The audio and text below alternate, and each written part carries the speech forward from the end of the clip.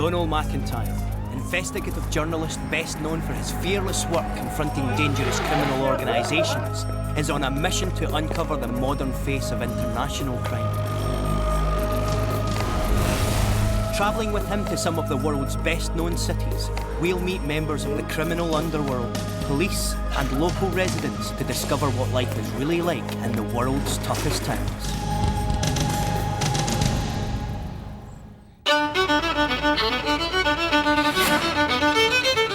Donald's in a town gripped by a local gang war.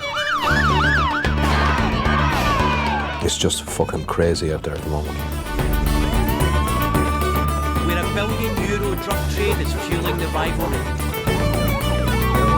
And the authorities are unable to cope. We have been petrol bombed. This says nobody's safe. But Donald's not just a visitor here. This is Dublin, his hometown. And he's come back to find out why the city he grew up in is tearing itself apart.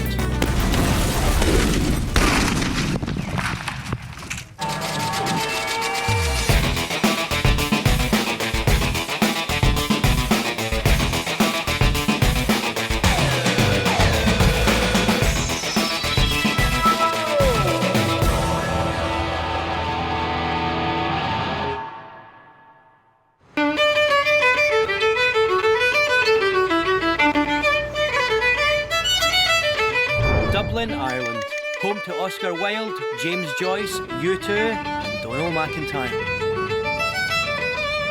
As a young news reporter, he patrolled these streets writing about crime in the city, and 15 years later he's back. Dublin was founded as a Viking settlement over 1,000 years ago and is now the capital of Ireland. Despite a history of political turbulence, it's culturally sophisticated and loved for its charms. Ireland is enjoying a period of political calm in which Dublin has flourished and has recently been the centre of an economic boom.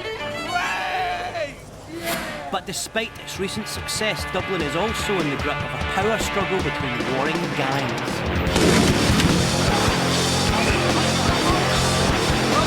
The extent of the violence has made the army bomb squad busier than they were during the Northern Ireland conflict.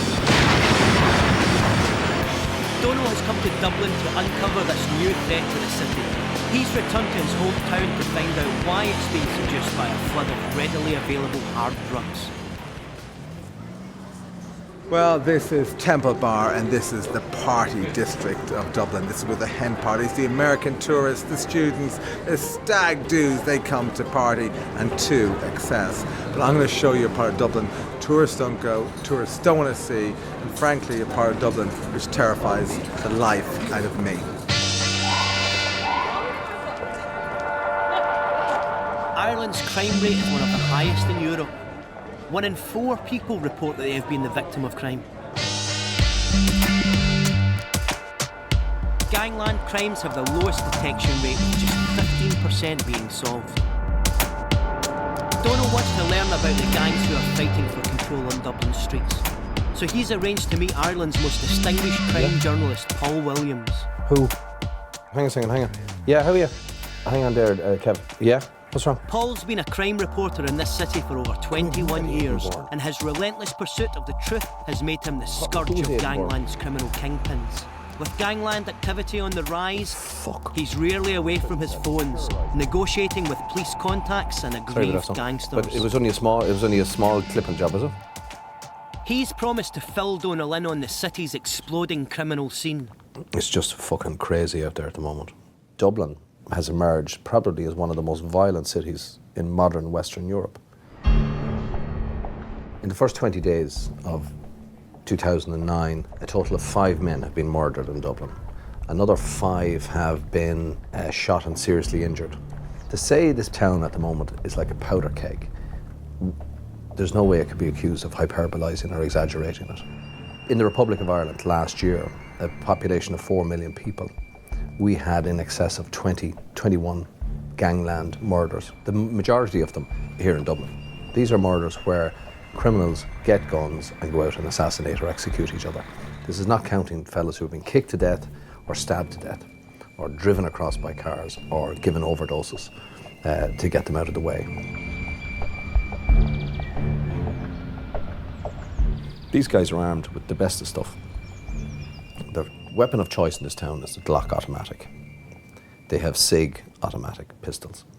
They have, in some cases, AK-47s, HK MP5s, which are the weapon of choice for special forces across the world. In the past 48 hours, there have been 2 more gangland murders.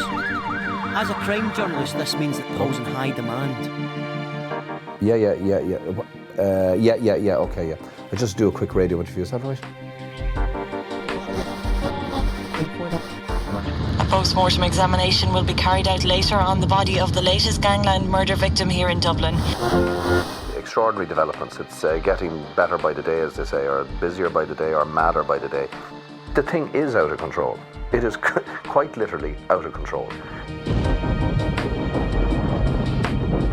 The reality is that you cannot stop a coked-up lunatic who's out of control with no sense of behavioural boundaries or parameters going out and shooting somebody else. Small-time gangster and drug dealer Stephen O'Halloran was shot 4 times in the chest and once in his head as he sat in his car on this estate in Tala, South Dublin.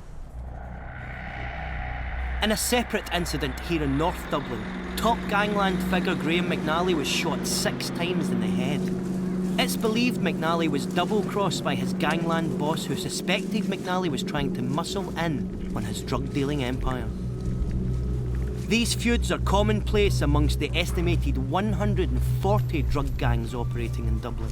That paranoia, that let's kill him before he kills me mentality, the fact that weapons are so widely available.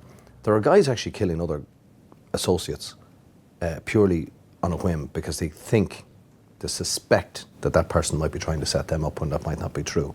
So it is sort of taken on a whole life of its own. And it's resulting literally in madness.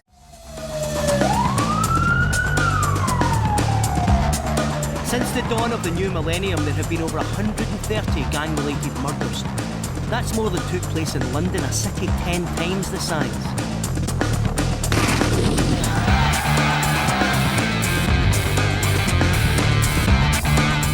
Well, there's never been a better time to catch up on the drug and criminal scene in Dublin, because Dublin has never had it so bad.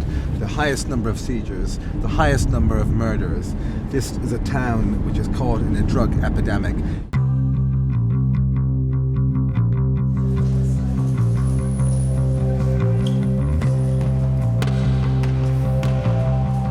The victims in this conflict are often dealt with by the men and women of the Dublin Fire Brigade and Ambulance Service. This unique unit comprises both trained firefighters and paramedics and responds to all emergencies across the centre of Dublin. Delta 6-4, priority message, go ahead. The shift has barely started and already the calls are flying in. Control call on Delta 2-4 now. Delta 6-4, that's just a premature baby in cardiac arrest. Delta 2-4, I have a case there for you lads. You want to set off the belts? Officer Barney Mulhall has never been so busy.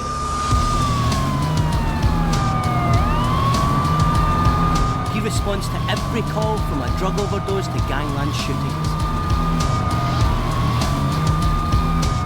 And it's not just the gang members who are being attacked. It can be dangerous at times.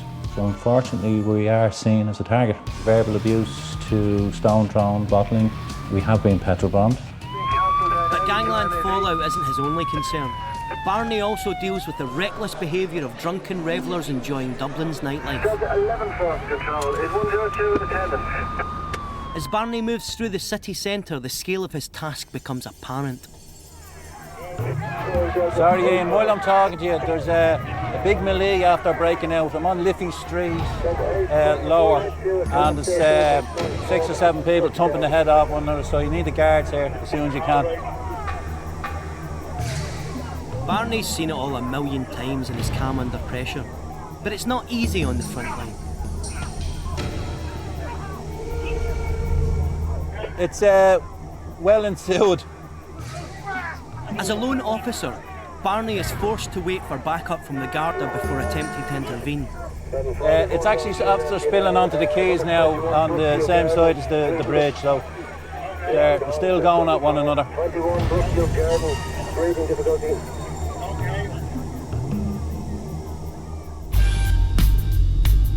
But for Barney, the increase in gang crime and firearm-related incidents is more disturbing.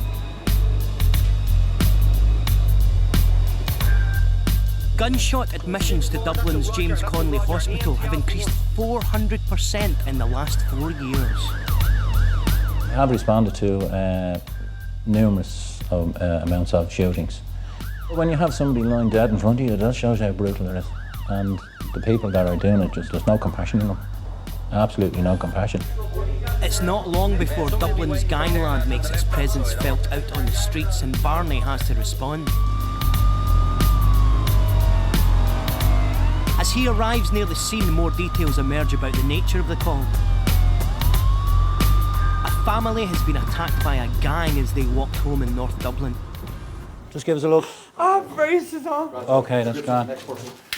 Yourself, you were hit just in the face, is it? Okay, the fact that you've been hit there, it'll do no harm for you to be seen in the hospital. Just to get a check over, that mightn't look an awful lot, but to which?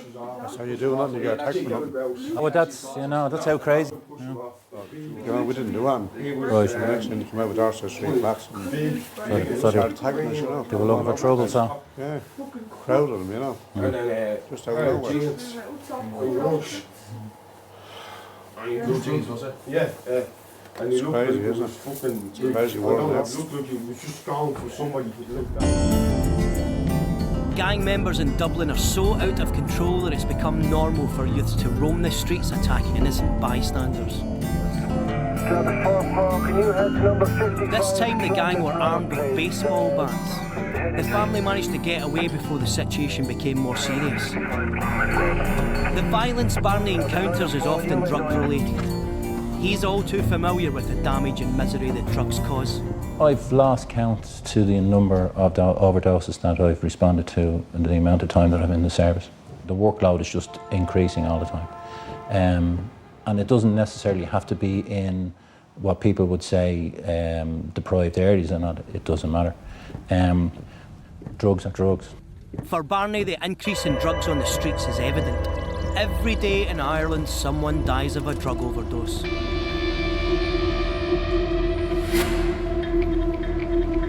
The flooded marketplace means competition for customers is fierce amongst the dealers on Dublin streets.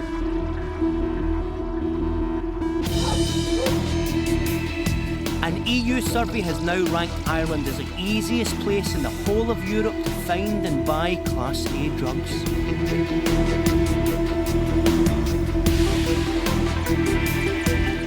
Through our Dublin contacts, I've managed to secure an interview with a former addict and drug dealer who's keen to talk to me.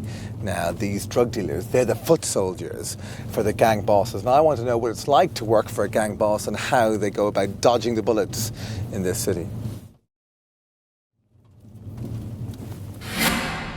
Dono's contact asked for his identity to be concealed in order to protect himself and his family from possible reprisals. You know, I used to hide it everywhere. I used to hide me stuff in cans of Coke. I used to hide my stuff in cans of Coke, down the shoes, in my mouth. In my mouth. Up my arse as well. Up my annual as well. I'd have bars in my windows. I'd have steel gates on the landings. I'd steel gates on the front door, behind the door, in the hall of the flat. The hall in the flat. I used to buy it in quantities. Like at the time it would have been 1,800 quid an ounce. You double your money on it at the time because it was like 20 quid a bag. It was just kind of more like getting sweets out of the shop, really. It's more available now. It's more available now. Years ago, you'd have to stand around waiting until somebody came. Now you can go to any part of the country and get it. Down anywhere. Not just Dublin. Anywhere in the country. But for Dublin's dealers, the biggest fear isn't the police or the threat of jail. It's the ruthless violence meted out by the gangland bosses. People out there, if you owe them whether you owe them 20 quid or 100 quid, they'll go through any door looking for it. The way they look at it, if you let one person away with it, with 50 euro, 20 euro, or 20 euro, everybody's going to do it, so they're going to make an example. So they're going to make an example of one, if it's taking them into the car, to the back roads, or shoot them, or stab them, or whatever, you know. There's a lot more shooting now in the last couple of years than there was maybe 10, 15 years ago. You could be anywhere, in the wrong place, at the wrong time. You're going to get shot.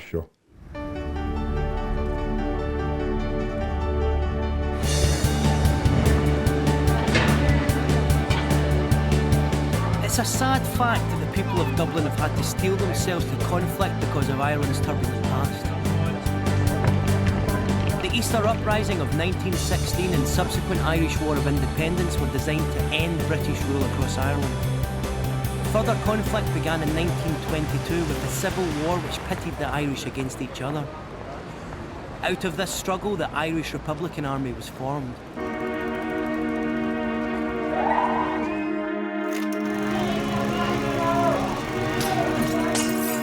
In recent years, the IRA's most notable battles were on the streets of Northern Ireland.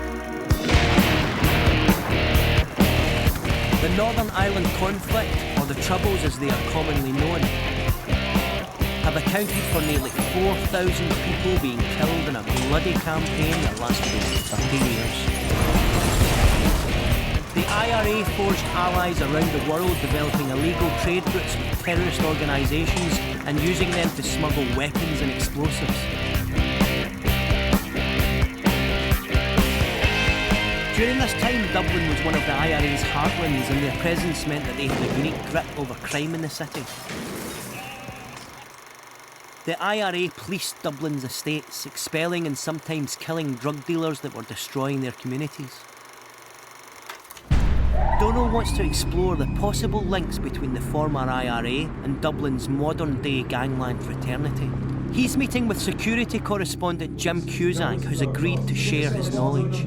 The Italian mafia sprung from the nationalist movements of the 19th century, and the triads is similar. And what happened there in Italy and China before it, and other places, has just happened in Ireland in the last 2 decades, where former nationalist, paramilitary, or terrorist movements gave way to what became major criminal conspiracies. How involved are retired IRA activists in crime in Dublin? Well, there was one particular instance there, and it's a matter that's still before the courts, where a well-known IRA family here in Dublin went straight from Republican paramilitarism, terrorism, straight into the heroin trade, and they became very big at it. They were actually bringing stuff in by the caseload, hiring planes, and that added a new element to it here, added a new element of professionalism. They were bringing the tricks of the trade that they learned as an international, highly efficient and successful terrorist group. They brought that to bear on the criminal scene here in Dublin, and it definitely upped the ante. What are the links between dissident Republicans and other criminal networks? There was an outbreak of violence in South Inner Dublin in 2007, 2008, and that was all dissident Republicans fighting with the old provisional IRA and with local drug dealers, and that was all over money from drugs. Is witness intimidation a big problem in this town? Witness intimidation is very, very common here. You had one case last year where 14 witnesses and a jury, at least one jury member, were intimidated, up to including a man coming into one of the witnesses' place of work with a balaclava on, pointing a gun at his head and saying, "If you give evidence, you're dead." And that goes on all the time. With an established modus operandi, it wasn't difficult for the former members of the IRA to transfer their skills to other endeavours. They used to import arms into this country, and they had very well established arms networks and smuggling routes coming from Eastern Europe and sometimes Southern Europe, and particularly Spain. And those same routes were transferred into drugs.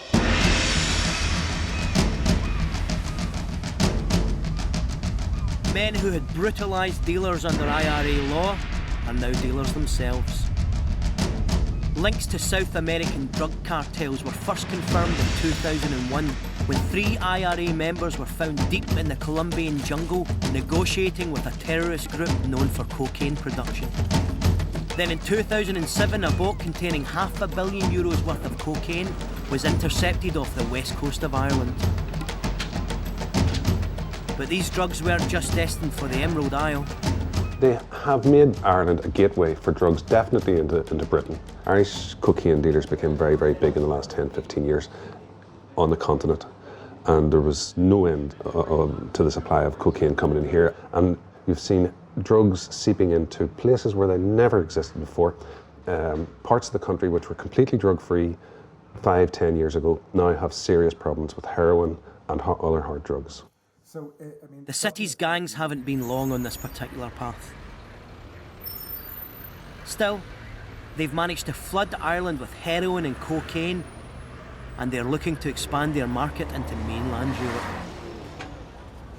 We do have some of the most professional criminals in Europe, and a lot of that has to do with the inherited experience and intelligence they got as being with the IRA. The IRA was an incredibly efficient terrorist organisation.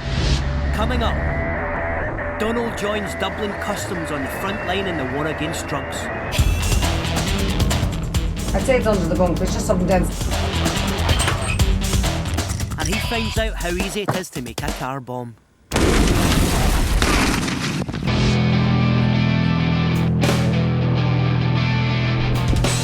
A place of inspiration to poets, novelists and playwrights alike, Dublin has a huge cultural heritage. But it also has a less romantic aspect.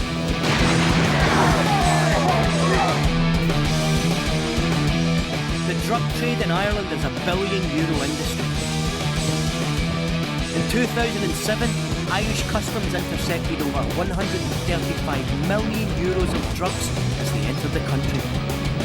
But it's thought that this is only 10% of the amount successfully smuggled in.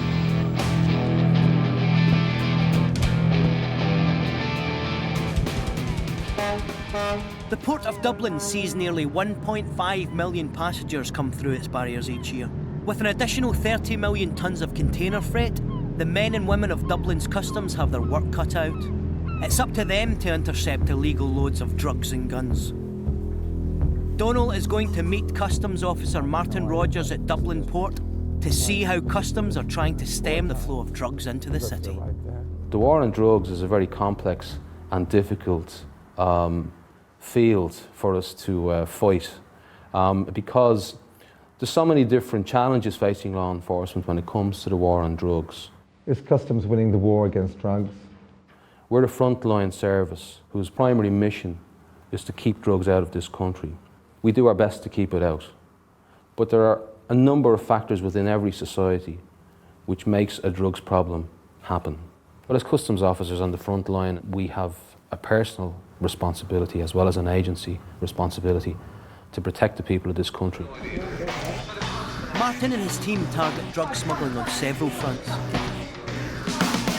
Thank you very much. Foot passengers that arrive at the port are often met by Andrea and sniffer dog Thatcher. Trained to sniff out firearms and drugs, he is one of the most successful drug dogs in Dublin.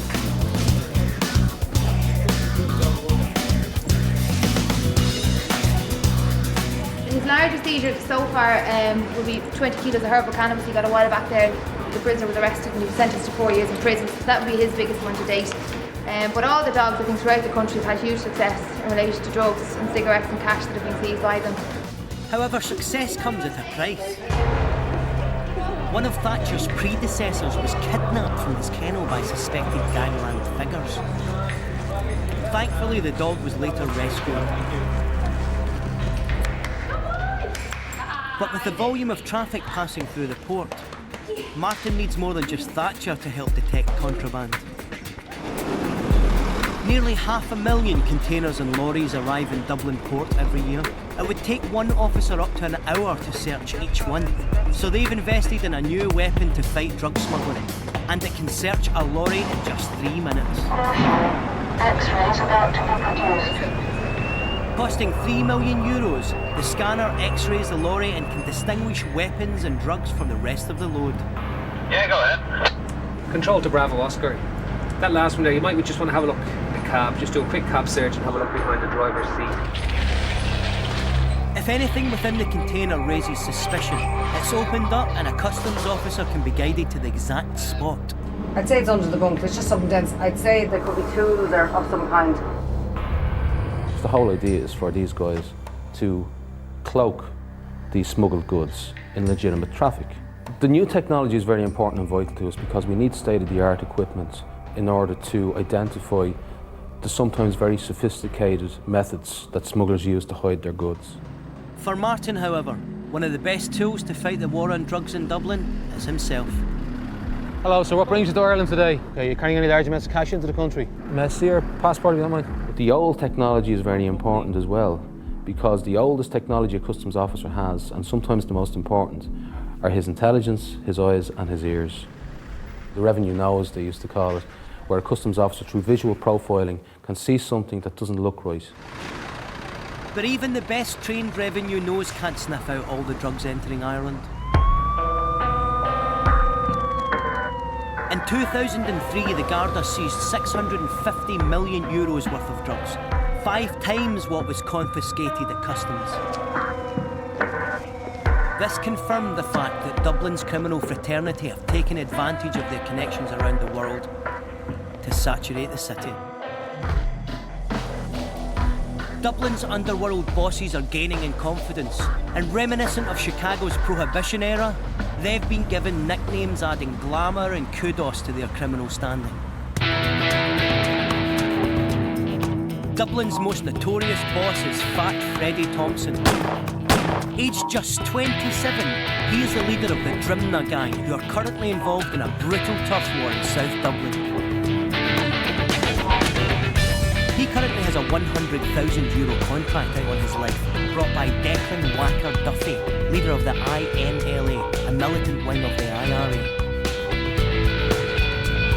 Another of Fat Freddy's foes is Martin the Viper Foley. At 57, he's survived 5 attempts on his life, the last being when he was shot 8 times outside his gym. One of Ireland's most notorious gangland godfathers was John Gilligan. Now serving a 20-year prison sentence for masterminding a €40 million drug smuggling operation. During his heyday, he built a formidable criminal empire, but it came crashing down to earth in 1996. Dublin journalist Veronica Guerin had been writing about Gilligan and his gang, exposing their criminal escapades. Feeling she was a threat to his empire, he issued orders for her to be killed.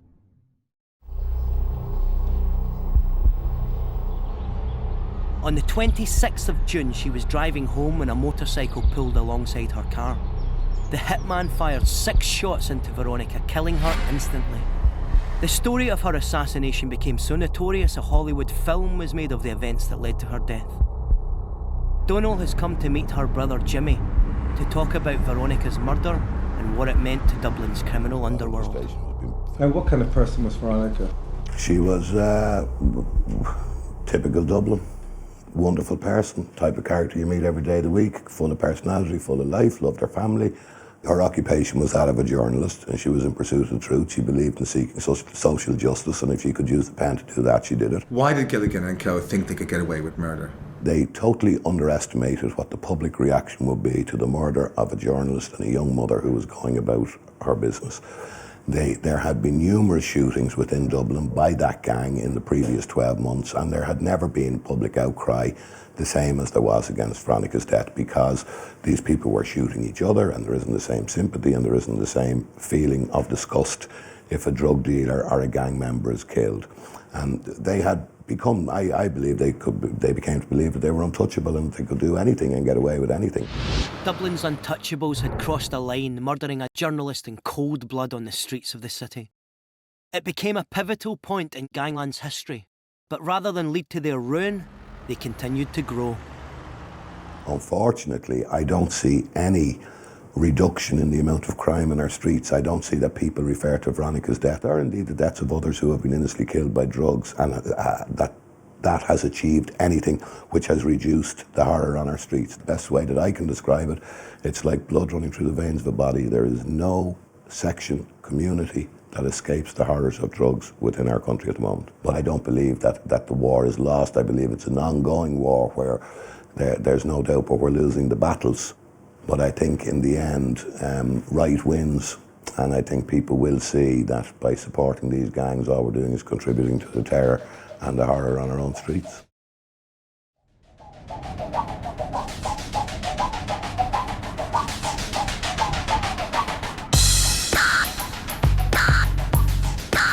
A journalist murdered on the streets of a major Western European country is extremely disturbing. But this cavalier attitude is commonplace amongst the criminal underworld. But shootings aren't the only weapon in the gang's arsenal. Using the knowledge and experience gained during the Troubles, Dublin's criminals are now upping the ante. The use of bombs, grenades and explosive devices has increased by over 300% since 2007, with the bomb squad responding to 174 call-outs last year. The Army Bomb Disposal Unit are busier now than they were during the IRA's most brutal bombing campaign. In 2003, crime journalist Paul Williams had a bomb attached to his car, one of many attempts on his life. I'm on my way to meet Tony Lewis. Now, he's a man with a military background and he knows exactly how to make car and pipe bombs. Now, he promises to show me how they're put together and, more importantly, the damage that they can cause.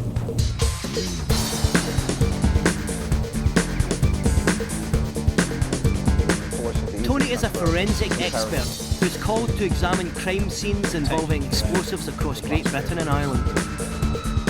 So these are the ingredients of a very powerful homemade weapon. They certainly are, yep. This is obviously, it's a steel tube threaded at both ends and then capped off with a blanking cap. And quite simply, you would place the improvised explosive, which is a kitchen sink explosive, into the tube and then screw on the cap, which has got a detonator in the end of that. And it's as simple as that. You've now got a lethal weapon ready to go. The explosives packed in this pipe bomb are made up from half a kilo of basic kitchen chemicals, which can be bought in any high street store. How much damage would a pipe bomb like this do? That would certainly do enough damage to a vehicle to kill the occupant, if not at least severely injure them. This can be enhanced. I mean, they can add to this nails, nuts and bolts, bearings, whatever, if they want to enhance the shrapnel effect. Traditionally, how would you attach a pipe bomb like that to a car? Number of ways. Cable ties is a handy way of doing it. It's a little bit time consuming. I mean, the guy wants to get in there, get the bomb placed, get out again. In the case for us, we've got a powerful magnet. When that's attached to the bomb, it's literally a case then of just leaning underneath, placing it under the car. The bomb itself is filled with the detonator in place. We'll then attach that to the magnet. Obviously now we need to put the triggering mechanism in place, which is just a case of actually taping or cable tying that into position and then placing your two wires into the box. And then this would be your radio controlled zap. Is that. So once you've turned on the arm key, it's literally then just a case of press the arm button, press the fire button. Tony adds some finishing touches to the bomb and they head toward the car. In Dublin, the bomb squad are called to devices like these once every 2 days. So we've got the target's car. Yeah. So what we really want is we want to make sure we're getting the target because we want the guy who's driving it. So the best way to do that is either clamp it onto the side or on the roof, but most effectively would be underneath. So to do that, we would literally slide it underneath the car, get it underneath his seat and clamp it on, and that's ready to go. And even if as a traffic light, you could just call by and bang, and by the time you've sped off, zap. Yep. He wouldn't even necessarily know what's happened. He wouldn't be able to see out of his window unless he wound it down and had a look over, and that's to your advantage when you press the button. But I mean, isn't it a terrifying prospect to know that years and years of that kind of technological kind of terrorist know-how is now entering the gangster underworld? Well, this becomes more of a tit-for-tat thing. Before, it was a carefully pre-planned all military operation, if you like. At this stage, what we're doing now is we're going to take this guy out, they're going to want to take one of our guys out, and it just escalates. Tony arms the device and Donald moves back away from the blast zone. The safety area is 300 metres away, a luxury innocent bystanders wouldn't have in Dublin. Okay, what we're going to do now is you will press the test button till the light flashes red, and then you'll press 1 and fire, which is this button, and that will... And you're going to give an audible warning. I'm going to do that now just before we're ready to go.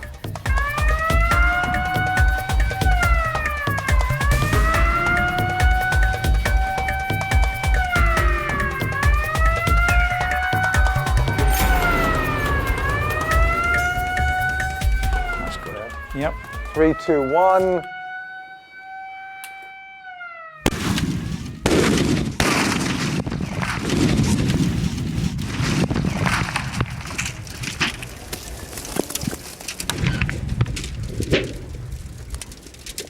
Imagine that in the city centre. Imagine that, yeah, the carnage that would actually do, the carnage. Let's see the damage. Okay, let's see what's happened. Now that would send a message, wouldn't it, to a rival drug dealer? I don't think anybody in that vehicle would have survived. Look at that. Back seat or front seat. Look at that. It's absolutely incredible. I mean, the debris comes way back to here, getting into slightly larger pieces. The bonnet ended up over there. That is horrific, isn't it? Look at that. Oh, I mean, that is just... That's half a kilo, about a pound. This says nobody's safe. You know, this is indiscriminate. This can be done when they want, how they want. Yeah, very, very effective.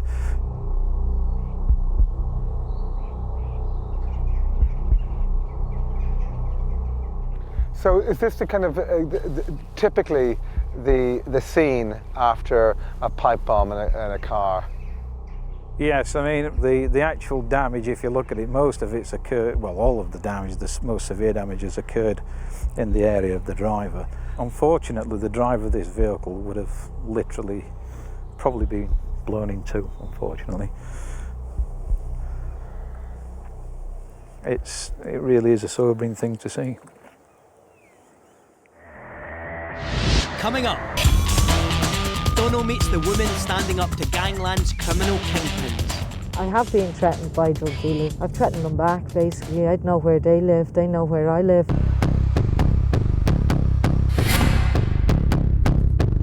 Donald McIntyre is in his native town, Dublin, where he's learning some disturbing home truths.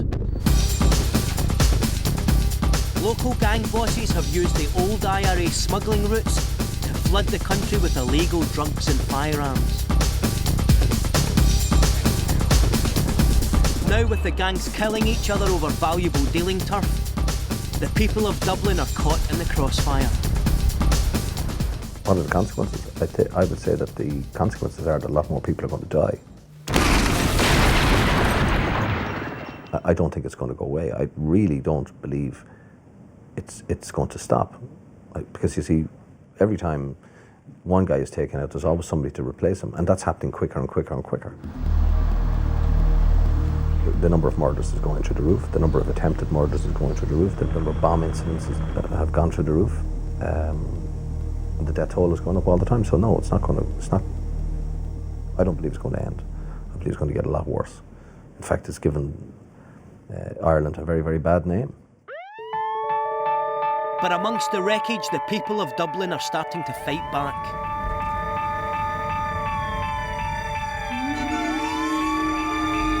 Well, just 5 kilometres from the tourist hotspot of Temple Bar is the Crumlin area of Dublin. Now that's the centre of a major gangland feud between the Crumlin and Drimnagh gangs led by Fat Freddie Thompson and Declan Whacker Duffy. And of course the battle is over drug distribution and cash. Susan Collins lives in the heart of Crumlin and knows the problems affecting the community better than most. The Crumlin Road actually divides two of the most prominent gangs in the Dublin area. The gangs have, in my opinion, no morals, and they actually don't care about the community that they live in.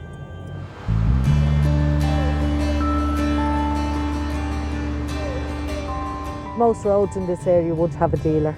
I do live on a road that has gangsters living on it, and I'm sure they watch me and I watch them. In 1996, Susan's brother died from a drug overdose.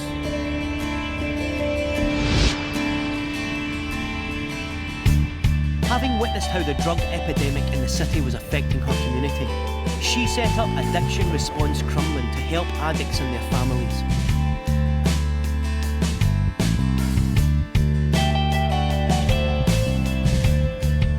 The local dealers saw this as a threat to their business and confronted her, but she's not scared. I have been threatened by drug dealers a number of times. I've threatened them back, basically. I know where they live, they know where I live. Although I would be well aware to mind myself when I'm walking around the community.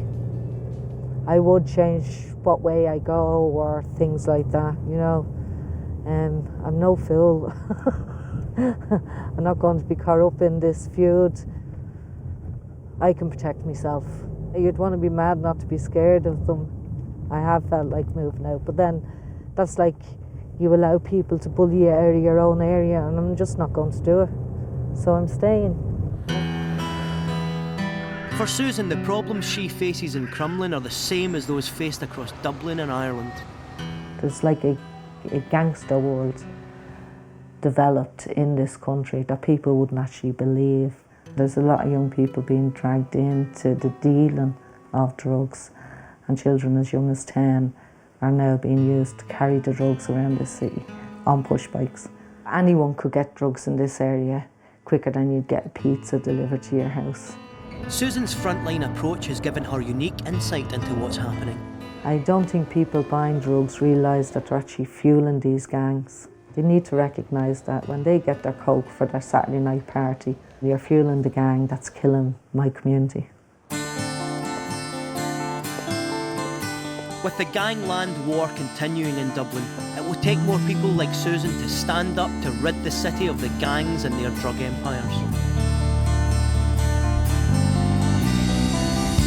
But when faced with ruthless killers who aren't scared of assassinating journalists and who use bombs on an alarmingly regular basis, the fear that seeps out of the city is understandable. Number 55, Clonliffe Road, please. Well, the Dublin I grew up in and the city I call home is a million miles away from the city I've uncovered now. And with the Dublin drug gangs emerging as a force akin to the Italian mafia, I have to fear that the future of this beautiful city will be one of continued bloodshed and senseless murder. And as I leave my hometown, I'm left wondering if the Irish troubles are over or if they've just begun.